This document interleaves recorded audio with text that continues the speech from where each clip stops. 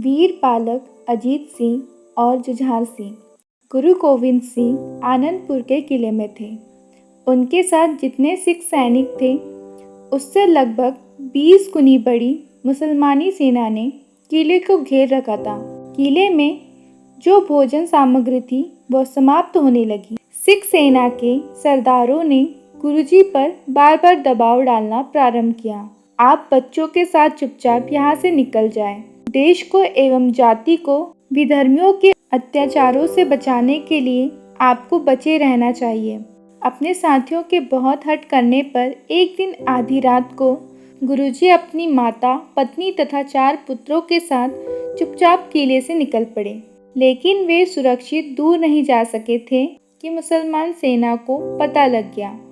शत्रु सेना के घुड़सवार और पैदल सैनिक मशाले ले लेकर इधर से उधर दौड़ने लगे। उन लोगों की दौड़ धूप का यह परिणाम हुआ कि गुरु गोविंद सिंह जी, उनकी पत्नी, 2 पुत्र अजीत सिंह और जुझार सिंह एक और हो गए और गुरुजी की माता तथा 2 छोटे पुत्र जोरावर सिंह और फतेह सिंह दूसरी ओर हो गए।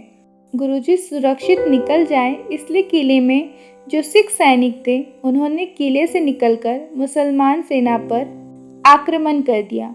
रात के अंधेरे में भयंकर युद्ध प्रारंभ हो गया। थोड़े से सिख सैनिक प्राणपण से जूझ रहे थे, लेकिन मुसलमान सैनिक गुरुजी का भी पीछा कर रहे थे। गुरुजी के साथ जो सैनिक थे वे शत्रु से लड़ते लड़ते समाप्त हो गए थे। गुरुदेव के बड़े पुत्र अजीत सिंह से यह देखा नहीं गया।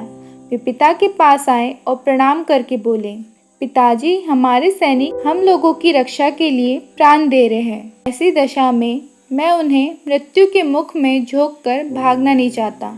आप मुझे युद्ध करने की आज्ञा दें। पुत्र की बात सुनकर गुरुजी ने उसे हृदय से लगाया और कहा, बेटा, धन्य हो तुम। अपने देश और धर्म के लिए मर मिटने वाले ही अमर हैं। तुम अपने कर्तव्य का पालन करो।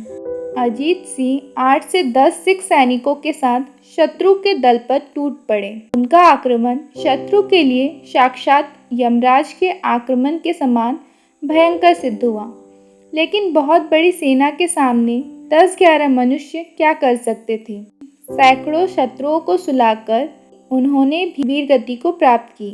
बड़े भाई के वीरगति को प्राप्त होने पर उनसे छोटे जुझार सिंह ने गुरुजी को प्रणाम करके कहा, पिताजी, मुझे आज्ञा दीजिए ताकि मैं भी अपने बड़े भाई का अनुगामी बन सकूं। धन्य है वे पुत्र जो इस प्रकार देश और धर्म पर मरने को उत्सुक होते हैं, और धन्य है वे पिता जो अपने पुत्र को इस प्रकार आत्मबलि देने का प्रसन्नता से आशीर्वाद देते हैं।